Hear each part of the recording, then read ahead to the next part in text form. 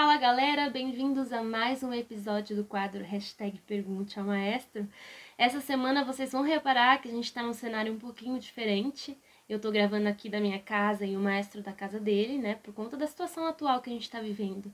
Mas não queríamos deixar de jeito nenhum de responder as dúvidas e trazer conteúdo tão legal para vocês que estão aí em casa poderem assistir, né? Mas antes da gente ver o que o maestro respondeu essa semana, se inscreve aqui no canal, deixa o seu joinha e participa deixando a sua pergunta aqui nos comentários ou corre lá no nosso Instagram, que eu vou deixar disponível o quadrinho de perguntas. Lá você pode digitar o que você quiser que o maestro responda, que eu vou anotar tudo pro quadro da próxima semana, tá bem? Então, vem comigo, Pergunte ao Maestro. Maestro, quais os tipos de cobertura que existem e qual a diferença entre elas fisiologicamente? Tá, então você pode ter vários níveis de cobertura de acordo com quanto você abaixa a sua laringe. Então, fisiologicamente, você pode ter N tipo de cobertura. N tipos de cobertura. Mas eu escolhi algumas para dar nome. Então, por exemplo, quando não tem cobertura, é um som aberto, certo? Quando tem um pouco de cobertura, o som ainda é aberto, mas a laringe já está abaixada, que é o que a gente mais usa no belting, a gente chama de meia cobertura. Cuidado, meia cobertura parece um som coberto. Não, meia cobertura é um som aberto, tá? Porque a laringe não está completamente oclusa. Aí quando eu abaixo mais a laringe para fazer um cover belting, aí sim o som soa coberto. Por isso chama-se cover belting. Então, esses três tipos de cobertura são os que a gente mais usa. Mas também estão associados a filtro. Então, por exemplo, quando eu aciono uma meia cobertura, junto com ela, para o Colin de Soul, por exemplo, para o Colin de voz plena, eu aciono também a orofaringe. Quando eu faço isso no covered belting, eu aciono mais a rinofaringe. Então, as coberturas interferem nos filtros e os filtros interferem nas coberturas. Não é tão simples assim. Abaixou a laringe, cobriu. Porque eu preciso saber aonde eu quero e que ressonâncias eu quero que complementem essa cobertura. E também a massa de TA interfere nisso, porque a massa de TA, se for uma massa grande e eu estiver com muita cobertura, eu vou para o lírico. Então, a massa de TA também interfere. Se a massa de TA estiver menor, às vezes eu consigo cobrir sem que a pessoa perceba. Porque eu faço uma cobertura, e é o que a gente prega no cover belting. Eu faço uma cobertura, só que aí eu twengo bastante, a pessoa escuta o som metálico e não oscuro como a cobertura é. E aí você engana a pessoa de que você está aberto, mas eu nunca uso o som aberto. É muito raro. Nos meus alunos, eu uso o som aberto quando eu já estou em health belting, por exemplo, lá nos agudos. Então, é basicamente isso. Eu tenho esses sons que eu posso mexer na posição da laringe e também da faringe para complementar esse som. Lembrando da massa sempre. Borda tênue só pode ser feita em speaking e borda tênue em belting? Então, o belting, no belting contemporâneo, é considerado subregistro belting, todo subregistro médio de borda densa. O subregistro médio de borda tênue é realmente o speaking, mas eu também posso fazer borda tênue na voz de cabeça. Eu posso fazer borda tênue lá no flageolê, no falsete. Então, mas tudo que tem essa palavra belting como subregistro é borda densa. Com exceção de um. Teve um belting que eu fiz, que eu dei um nome de belting, ele é na borda tênue, que é o health belting, que é um tipo de speaking, que está acima do speaking. Por que eu dei esse nome? Porque ele tem uma característica muito beltada, ele é extremamente saudável, não fadiga, então eu decidi colocar esse nome. É a única confusão que você pode fazer. Tá? Eu gostaria de saber se você poderia falar algo sobre vocalizes de canto lírico para alunos com sulco-estria. Tenho uma aluna assim, ela tem 20 anos, começou comigo há uns 6 meses. E sempre peço um laudo do otorrino. Então veio esse laudo com o diagnóstico de sulco-estria bilateral com fenda fisiológica posterior. Ela iniciou a fonoterapia em 2019, depois parou nas férias. Iniciamos as aulas novamente em fevereiro, ela trouxe um novo laudo, mas persistiu o diagnóstico.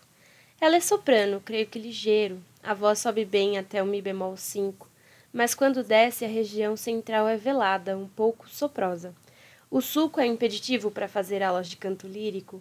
O que eu posso fazer paralelamente nas aulas de canto ao trabalho da fono? Sei que a pergunta é longa, mas agradeço se puder me ajudar. Olha, tem várias coisas que eu posso te ajudar. Esse diagnóstico de sulco, o sulco, ele é genético, então ela sempre teve.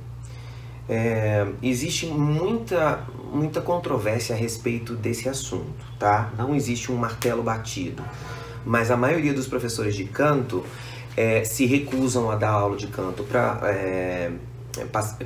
pacientes, né, e alunos que tenham sulco com medo e falta de conhecimento. Então, o que eu tenho que ter noção quando eu estou trabalhando com uma pessoa que tem sulco?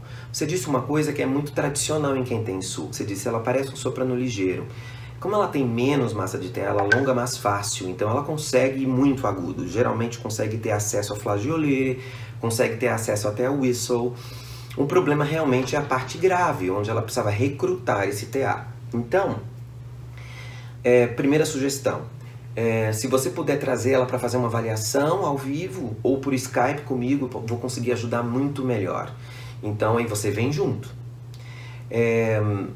Segundo, aí depois você segue num trabalho. Vocalizes, eu não tenho muito esse hábito de dar vocalizes, porque tudo depende de que vogal é melhor para ela, do que seria bacana naquele momento. A única coisa que eu te digo é que o uso da borda densa num soprano ligeiro está restrito, né, até no máximo Mi bemol. Garcia fala Mi bemol, mas 3. Mas numa soprano que tenha sulco, isso pode mudar. Então você pode substituir essa parte fraca e soprosa por um registro de borda densa com muito cuidado. E aí você precisa aprender a fazer isso. Ou você tem que saber fazer isso capacitado em belting, para fazer começar com um cover belting e depois transformar ele num mix denso. Ou você tem que estar capacitado em canto lírico contemporâneo para você poder já começar com um mix denso.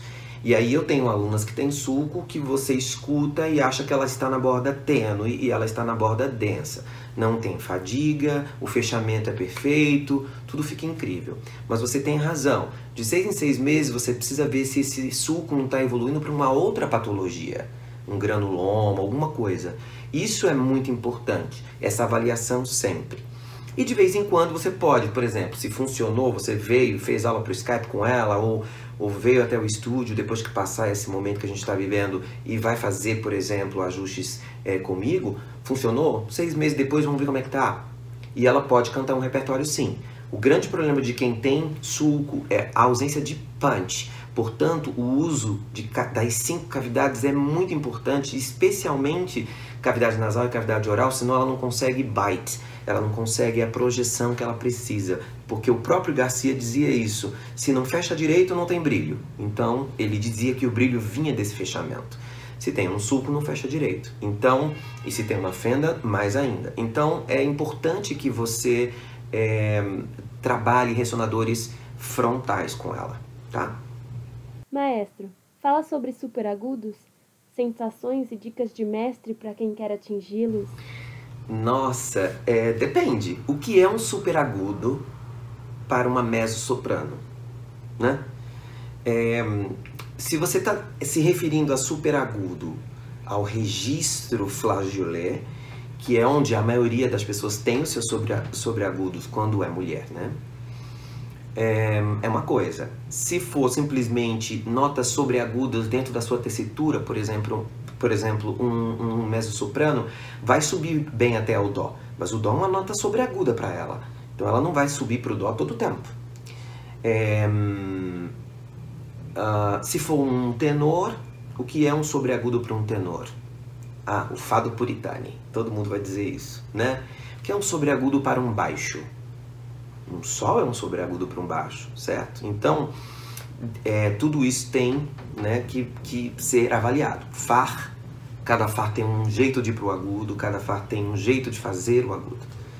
Mas, se eu pudesse generalizar como se faz dica, você falou dica, uma dica para o sobreagudo seria tentar checking, ou seja, checar a nota por salto de oitava. Já dei esse exercício no último vídeo. pegar a nota por salto e ir subindo até você conseguir fazer os passádios. Quando você sentiu que a voz está muito leve já, muito leve, aí sim você faz um vocalizo de 3 notas. Só para você sentir lá em cima. Como é o jeito do sobreagudo. Mas, infelizmente, a melhor maneira de se encontrar sobreagudos é fazendo aulinha. Não tem jeito. Porque, pensa, você vai experimentar no sobreagudo, você vai experimentar numa região que não é da sua fala, um registro que você não usa, o perigo de você se machucar é muito grande. Então, tudo com massa pequena se você vai fazer. Por isso, checking. Tudo pequenininho. Porque aí, se eu sentir algum desconforto, eu paro e aí eu não continuo. Nada com voz, nada que soe gritado, porque aí você pode ter vários problemas, inclusive um sangramento, não é? Ah, você chegou até aqui, assistiu tudinho, curtiu? Deixa seu feedback, seu comentário aqui embaixo, hein? Não esquece. E, segredo, vai ter a parte 2, fica ligado. Até mais. Hashtag Pergunte ao Maestro.